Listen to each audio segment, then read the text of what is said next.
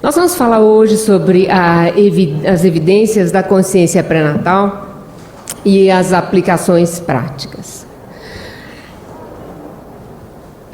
Nós pretendemos fazer um paralelo entre o que os cientistas, psiquiatras, psicólogos estão trazendo e o que nós já sabemos do espiritismo. Então, os tópicos que nós vamos estudar juntos, respondendo as perguntas: quando começa a vida? O que é consciência pré-natal? O desenvolvimento fetal e a consciência pré-natal. Que tipos de percepção o bebê pode ter antes do nascimento? Como essas percepções ocorrem? Percepções da fase pré-concepção e de vidas passadas. E o que essas experiências podem ocasionar na fase adulta? Então, nós vamos ver esses tópicos. Dentro do conceito materialista, o ciclo de vida ocorre entre o nascimento e a morte. Então, nós vemos que os materialistas não consideram que existe vida nesta fase fetal. E é por isso que para eles é muito fácil o aborto, porque consideram esta fase apenas como células, uma massa de células em desenvolvimento que vai virar um bebê. Mas nós vemos que já há algum tempo, alguns psicólogos, psiquiatras, através das suas experiências, começam a estudar este fenômeno da vida fetal. Mas, quando nós perguntamos quando começa a vida, a ciência, já desde os primórdios dos estudos de embriologista, respondem: a vida começa na fertilização. A doutora Maureen Kondik, da Universidade de Utah, num dos seus artigos publicados em 2008, assevera: embriões humanos, desde o estado de zigoto, são verdadeiramente indivíduos vivos da espécie humana. São seres humanos. Então, nós estamos vendo aí, através dos estudos de embriologia, a afirmação de que sim, a vida começa na fase da fecundação. E ainda, neste livro de embriologia e teratologia humana, nós encontramos um parágrafo muito interessante. O grifo é meu, mas nesse parágrafo diz o seguinte: embora a vida seja um processo contínuo, a fertilização é um marco crítico, porque, sob circunstâncias normais, um novo organismo humano geneticamente distinto é assim formado. Então, o que será que eles querem dizer sobre a vida ser um processo contínuo? Eles não dão explicação maior no livro, mas isto nos permite inferir que eles já admitem este ciclo, onde a fertilização é um marco importante, e nós vemos então a vida antes do nascimento, a vida encarnada e a vida do espírito após a desencarne. Então, é num livro-texto, um parágrafo que nos leva a pensar. E aí, quando Kardec pergunta aos espíritos, na questão 344 do Livro dos Espíritos, em que momento a alma se une ao corpo, os espíritos respondem da mesma forma, como todos nós já sabemos: começa na fertilização. Só que os espíritos vão muito mais longe e nos dão uma resposta muito mais completa. A união começa na concepção, mas só se completa no momento do nascimento. Desde a concepção, o espírito designado a habitar um certo corpo é conectado por um laço fluídico, que se torna cada vez mais apertado até o instante do nascimento. Que laço fluídico é esse? Perispírito, né? E então, como eu disse, alguns psicólogos, psiquiatras, já desde a década de 1980, começam nas suas experiências a observar que aquele ser em desenvolvimento tem percepções. E como é que eles observam isso? Porque na sua prática clínica, o paciente que chega com os seus distúrbios e eles levam a uma regressão, uma terapia de regressão, estas pessoas regridem até a fase fetal. E, de repente, começam a dar relatos do que está acontecendo em uma fase ou outra. E muitos destes casos foram relacionados com traumas que essas pessoas traziam. Então, estes estudos começaram a ser relatados e, cada vez mais, nós vamos ver relatos importantes e eles começam, então, a curiosidade de saber como é que essas percepções estão ocorrendo. Será que elas são mesmo verdadeiras? Ou será que naquele momento de terapia, de hipnose, a pessoa parece que lembra de alguma coisa que não é verdadeira? Então nós vamos ver que estas memórias da fase pré-nascimento que emergem durante a hipnoterapia foram relacionadas a problemas emocionais, problemas traumáticos da vida adulta. Além disso, há muitos relatos de memórias espontâneas. Crianças, especialmente entre 3 e 6 anos, que lembram e comentam alguma coisa de repente. Mamãe, eu me lembro quando eu estava dentro da sua barriga. Mamãe, eu me lembro quando vocês escolheram o meu nome. E muitas vezes o nome não era aquele que a criança agora tem. Mas a mãe e o pai lembram. É mesmo, como é que essa criança sabe? Né? Então, estes psicólogos, psiquiatras, fundaram uma associação, que é a Associação de Estudos Pré- e Perinatal.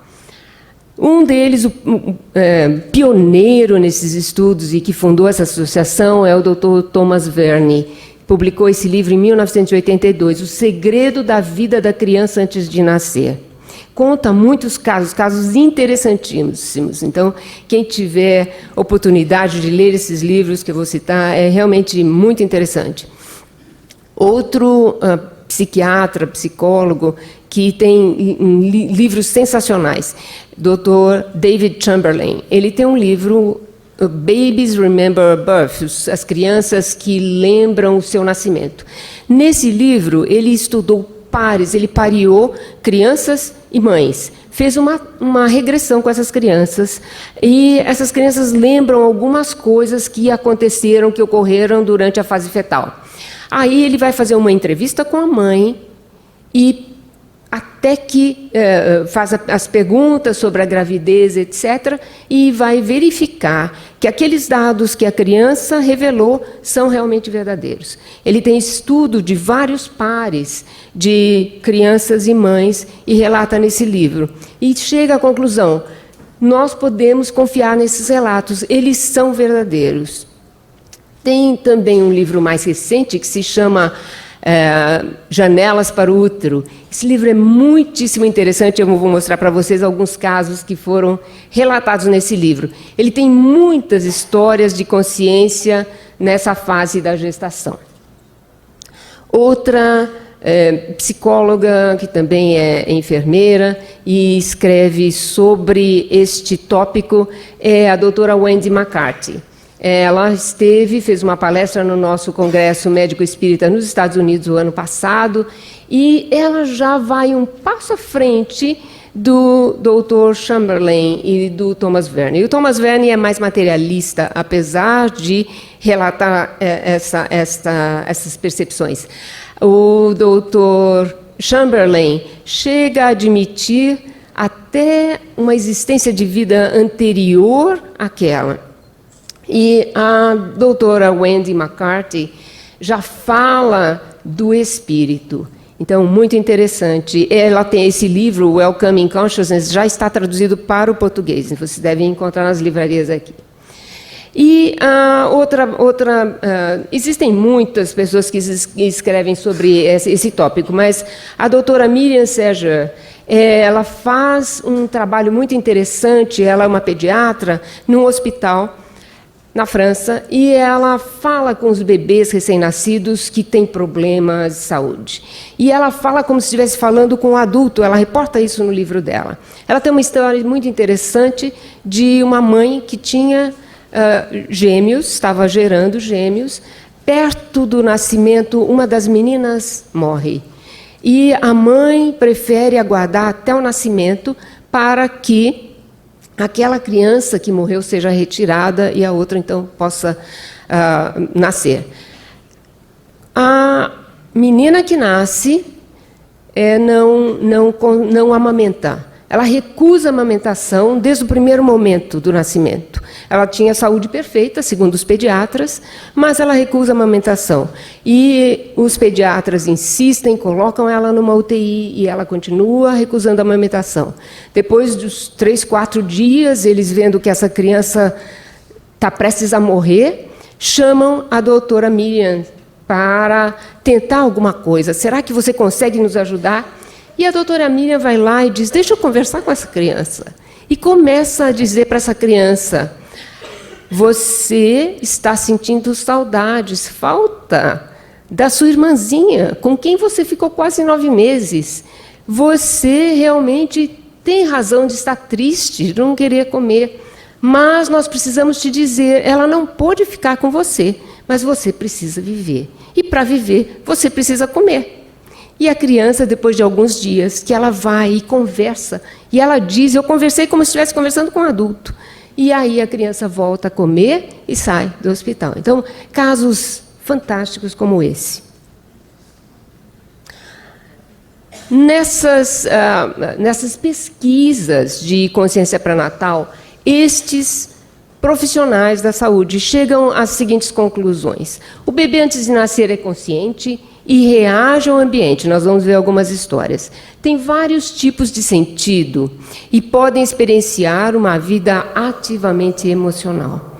O que a criança sente e percebe começa a moldar suas atitudes e as expectativas sobre ela própria e pode influenciar toda a sua vida. A principal fonte de comunicação, moldando esses sentimentos da criança, é a mãe. A mãe é o principal meio de comunicação.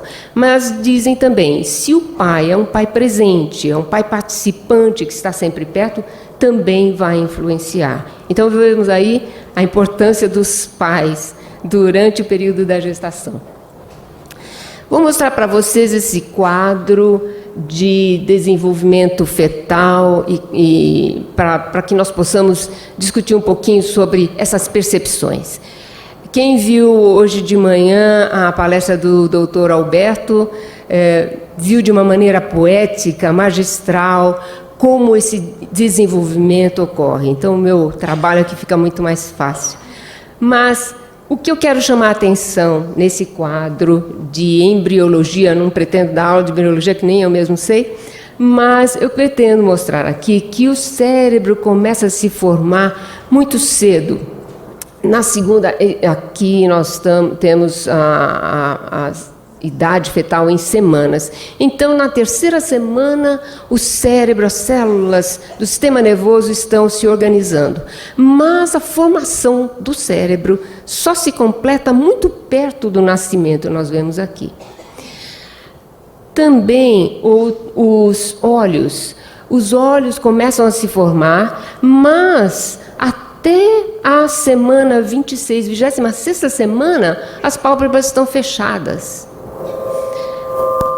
A audição, o sistema auditivo também se completa um pouco antes do nascimento, mas as crianças só teriam condições de ouvir com aquele órgão auditivo mais ou menos por volta da semana 17, 19. Por que nós estamos falando isso? Porque nós verificamos que estas percepções ocorrem antes que o desenvolvimento de muitos órgãos estejam completos. Desenvolvimento dos olhos ou dos ouvidos. Nós observamos que essas percepções visuais ocorrem até de coisas fora do útero. Claro, a criança está lá dentro do útero, não pode ver o que está ocorrendo, mas existem relatos de coisas que estão fora do ambiente intrauterino. E nós só podemos admitir estas percepções se nós admitirmos uma consciência que não depende desses órgãos, uma consciência que esteja fora do útero. Quando o Dr. Chamberlain escreveu o livro Janelas para o Útero, ele descreve 12 tipos de sentidos. A maior parte desses sentidos são os reproduções daqueles que nós temos no nosso corpo físico, tato, gustação, etc. Muito interessante, ele descreveu um sentido que ele denominou visão paradoxal. O que é essa visão paradoxal? Ele nos lembra que a pálpebra está fechada até praticamente o finzinho da gestação. No entanto, estes fetos têm reação à luz. E como é que eles observam isso? Através do ultrassom. Eles observam que se houver um facho de luz, aquele feto vai franzir a testa, vai virar a cabeça, em reação à luz. Observam uma coisa muito interessante, que quando se faz a amniocentese, na inserção da agulha, eles já tiveram observações de casos em que o bebê coloca a mão contra a agulha. Teve um caso que é descrito nesse livro, em que a criança, o obstetra, precisou fazer 6 tentativas, até que a criança parou de reagir à agulha. Chegou no fim, ele não conseguia e desistiu de fazer a amniocentese. 6 tentativas. E a criança, no 4º, 5º mês de gravidez, não tendo visão, os órgãos visuais ainda completos, reagia contra a agulha no local onde a agulha estava sendo inserida. Ela não estava vendo com os olhos físicos, concordam? Então, muito interessante essas observações. Isto está documentado por médicos e nos livros. Ele nos fala ainda de sentidos extrasensoriais. O que ele chama de sentidos extrasensoriais? Clarividência.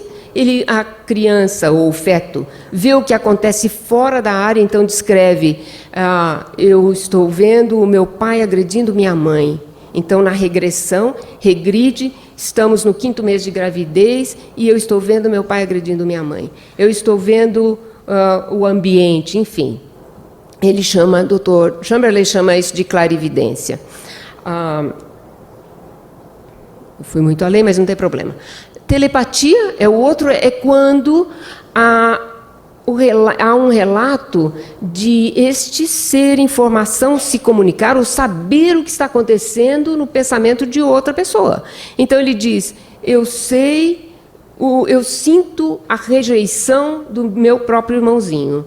Então, o meu irmão, eu sei que o meu irmão me rejeita, o meu irmão não gosta de mim. Então, a criança, né, com ciúme do bebezinho que vai nascer, tem aquele sentimento de rejeição e é relatado, então, depois na fase adulta. Dr. Chamberlain diz: na minha experiência clínica, é comum que o bebê, nos primeiros momentos do útero, sinta se é desejado ou não, e por qual dos pais. Como eles sabem? Pergunta o Dr. Chamberlain. Ele não coloca a resposta. Nós vamos ver a resposta através do Espiritismo.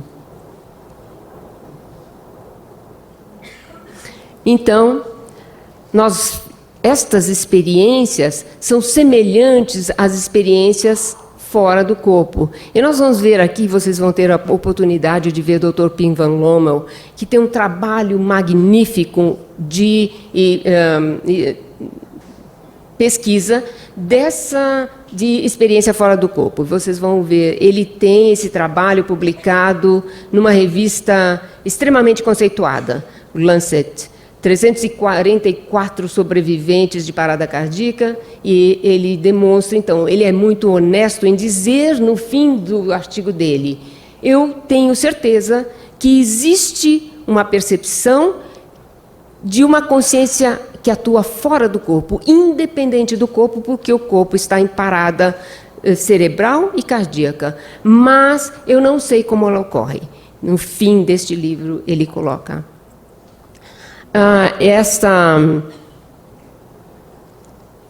Estas experiências fora do corpo são as experiências que nós vemos relatadas dentro do espiritismo de emancipação da alma, que ocorre durante o sono, meditação, sonambulismo, experiências de quase morte, e também incluímos agora a experiência pré-natal.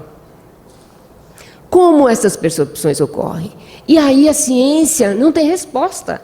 Tem as observações, mas não tem a resposta, porque ainda não conhecem o que nós conhecemos, que são as habilidades do espírito e do perispírito. Então, nós temos que procurar essas informações além da medicina, da ciência tradicional. E, evidentemente, além de Kardec, nós vamos aprender tudo isso através de Chico Xavier, com todos os seus livros, especialmente os livros de André Luiz. Este slide nos foi emprestado pela doutora Marlene Nobre quando ela fez uma palestra sobre perispírito nos Estados Unidos. E nós sabemos, então, que estas memórias, estas percepções que ocorreram durante a vida fetal foram armazenadas no corpo mental do perispírito. E, através do corpo mental, passam, então, para o cérebro e são lá armazenadas e, durante a fase adulta, emergem. Então, é dessa forma, eu não vou me estender muito aqui, porque nós não temos tempo para analisar toda essa forma. Mas a doutora Ivênia, numa palestra ontem, falou destas ligações da consciência com as estruturas cerebrais. E nós lemos lá, em André Luiz, Evolução em Dois Mundos, que no córtex existem ligações energéticas da consciência para os nossos sentidos. Tato, audição, visão, etc. Os nossos sentidos normais.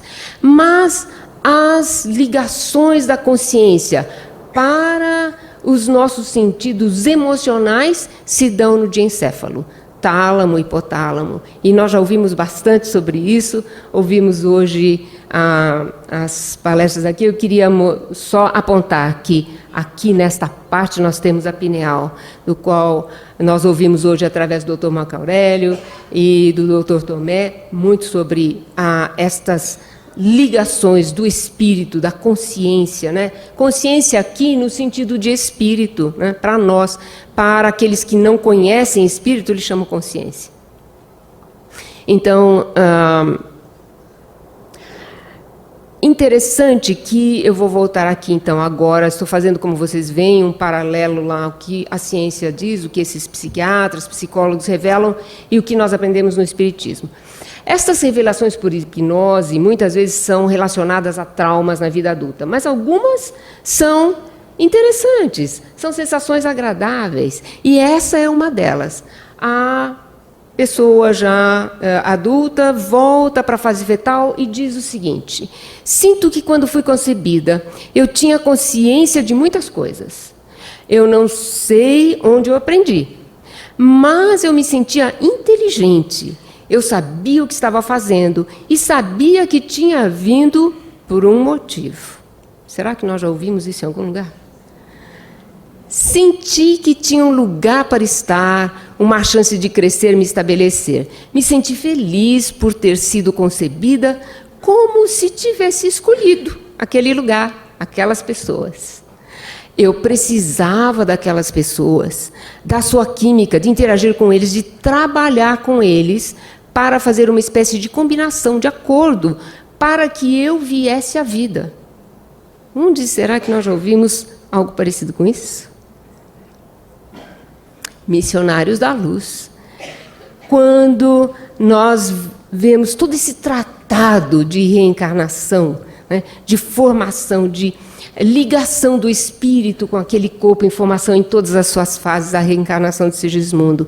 E nós vemos então que existe uma preparação dos futuros pais para receberem o espírito reencarnante, que existem os guias espirituais que são responsáveis por esse planejamento do espírito reencarnante, da ligação desse espírito com aquela célula ovo, com aquele que vai se tornar o zigoto e o feto. E aprendemos que existe esse laço fluídico, que nós chamamos perispírito, alguns chamam corpo astral, e que Sheldrake chama de corpo mórfico, que é um envelope fluídico do espírito, que o acompanha sempre, né, até após a morte. E é onde está o registro de memórias e de experiências. Então, mais uma vez, em André Luiz, nós vemos que existe um plano, por isso é interessante nós fazermos essa comparação com o relato dessa moça. Existe um plano dentro da lei de causa e efeito, não só para o corpo físico, mas como para a família que vai receber e as circunstâncias onde esse espírito vai reencarnar. Existe um objetivo, existe um porquê, que nós sabemos é para adquirir novos valores morais, para, muitas vezes, passar pelas expiações necessárias, reconciliações necessárias, experiências necessárias. Nós sabemos que o espírito reencarnante está sujeito às leis do mundo físico, perdendo parte da sua liberdade, né? Eu faço uma analogia aqui com a criança que vai para a escola. A criança, antes de ir para a escola, está acostumada com toda a liberdade em casa, deixa brinquedo, televisão, isso e aquilo, come na hora que quer, vai para a escola, tem horário de lanche, tem horário de entrar, de sair. Não é? Então, nós estamos aqui na escola com muito menos liberdade do que nós tínhamos antes. Estas experiências fora do corpo foram relatadas também pela doutora Ellen Wambach. Fantástico, em 1979, ela fez um estudo maravilhoso, 750 adultos, onde ela faz as regressões e ela vê, tem muitas informações lá, mas informações importantes. Ela relata que, apesar de 90% dessas pessoas relatarem experiência agradável da morte na vida anterior, então ela está regredindo e essa regressão vai até uma vida anterior e a experiência dessa morte na vida anterior foi agradável, em 90% dos casos. No entanto, a maioria dos relatos foi de uma experiência infeliz e ameaçadora no nascimento. Será que é por isso que a gente nasce chorando? Deve ser, né? Mesmo assim, 81% relataram que eles mesmos escolheram nascer. Uma pessoa faz uma regressão não espírita, não tendo o conhecimento que nós temos, dizendo isso. Diz ainda, sentiam que estavam plenamente conscientes como entidade à parte do feto em desenvolvimento e que preferiam a liberdade em relação à existência, como se fosse a existência fora do corpo. Um relato extremamente importante. Dr. Andrew Feldmar, é um terapista canadense, ele fez um estudo com 4 jovens que tentaram suicídio. Nós ouvimos falar hoje de manhã, né? Um suicídio a cada 40 segundos. Ele estudou, então, esses 4 jovens que tentaram suicídio 5 vezes e fez regressão. E o que ele observou? Que todos esses 4 casos tinham tido tentativas de aborto. E viu que, ele escreve no livro, descobri que tentativas de aborto podem ser relembradas inconscientemente pela criança e mais tarde podem resultar em múltiplas tentativas de suicídio. E ele diz mais, até o estilo de suicídio mimetiza o estilo de aborto. Então, se a mãe tentou o aborto por métodos mecânicos, a tentativa de suicídio vai ser por armas. Se for por métodos químicos, a tentativa de suicídio vai ser por drogas, fenômenos químicos. Então a gente vê que é a mente no renascimento biológico ou na desencarnação faz uma revisão automática, né, de todas estas experiências vividas e imprime magneticamente nas células do corpo físico e do corpo perispiritual as diretrizes que estas células vão estar sujeitas, que esse corpo vai estar sujeito dentro do novo ciclo de evolução. Isso está em Evolução em Dois Mundos. Então, estas experiências de aborto têm uma consequência extremamente traumática. Outro relato interessante, Dr.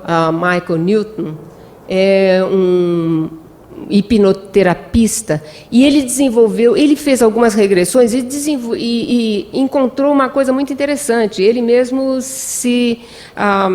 ficou surpreso, porque algumas pessoas regrediram da fase fetal, morte, e se encontravam num período entre duas vidas, e começaram a relatar o que estava acontecendo ali. Sabe, a nossa vida no sistema... no mundo do espírito, entre uma encarnação e outra, ele relata isso. E ele relata todos os fatos, através destas pesquisas que ele fez, todos os passos entre uma morte e a próxima reencarnação. E em todos os passos, eu não tive a oportunidade de trazer hoje aqui, mas em todos os passos que ele relata, ele relata, se não me engano, 12 ou 13 passos, extremamente semelhantes ao que nós aprendemos no Espiritismo. Um deles é a revisão de tudo que aconteceu na vida passada e o planejamento para a próxima vida. Então, muito interessante estas experiências do Dr. Michael Newton. Então, tem aí alguns dos livros que ele escreve. Descreve as fases entre morte e renascimento. E, evidentemente, todas estas experiências falam, nos levam, nos remetem, não só à vida intrauterina, como à vida anterior, né, a essa encarnação. E alguns desses relatos falam sobre experiências em vidas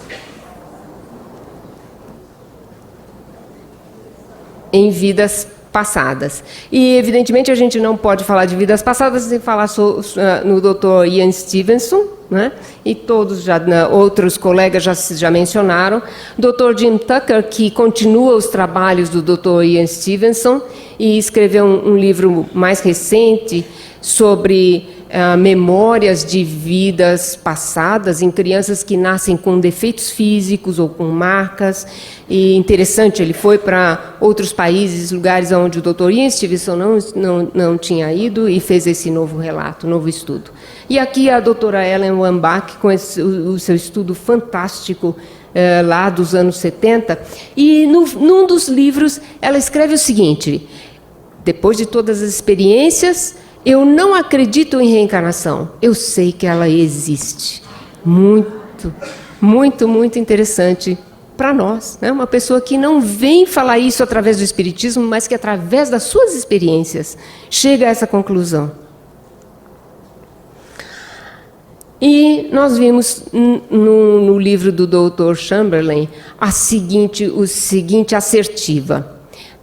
Lá no fim, ele diz: a validação dos achados objetivos de Ian Stevenson e de outros nos últimos 50 anos demonstra que a consciência de vidas passadas não é mais mera especulação filosófica, mas um conjunto de dados científicos que revela aspectos intrínsecos e coerentes da consciência humana. Os bebês, mesmo na fase fetal, já têm consciência e revelam inteligência de adultos. E qual a aplicação prática de tudo isso? Né? Nós já temos aqui uma noção bastante grande, né? Nós que fazemos uma campanha ardente contra o aborto, já temos aqui uma aplicação prática muito importante para ser levada para aqueles que ainda relutam em aceitar que a vida começou lá na fertilização.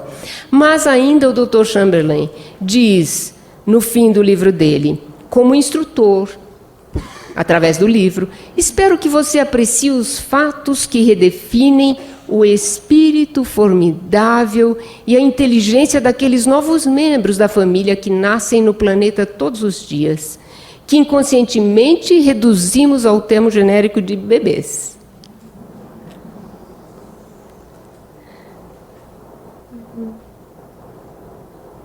E no livro da doutora Wendy McCarthy, também lá no fim, a conclusão dela, depois de tantos estudos, ela diz: agora entendemos muito mais sobre a importância do nosso papel em dar suporte à consciência durante a transição da vida do espírito para a vida humana.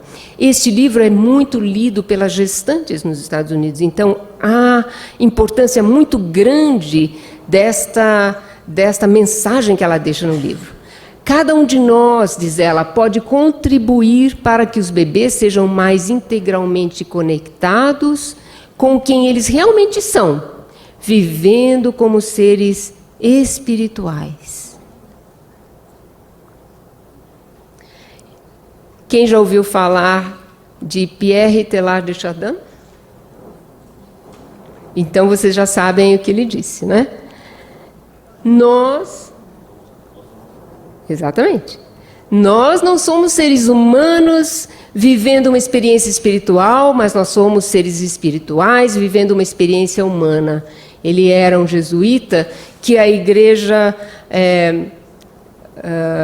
baniu porque ele foi além daquilo que a igreja dizia. Através dos seus estudos de paleontologia, ele descobriu que havia muito mais do que a religião permitia saber. E quando ele tenta fazer uma associação entre a ciência e a religião, ele é banido da igreja e tem que deixar a França.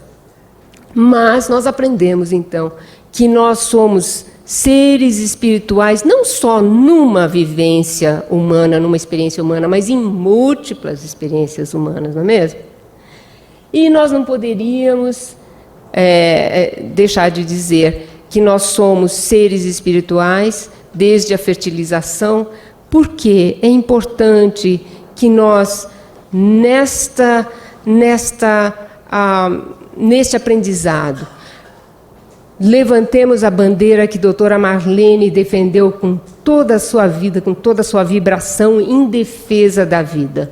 Então, não poderia terminar esta apresentação sem trazer a nossa doutora querida Marlene, não só em homenagem a ela, mas para que nós continuemos a luta que ela bravamente iniciou aqui em defesa da vida. Muito obrigada.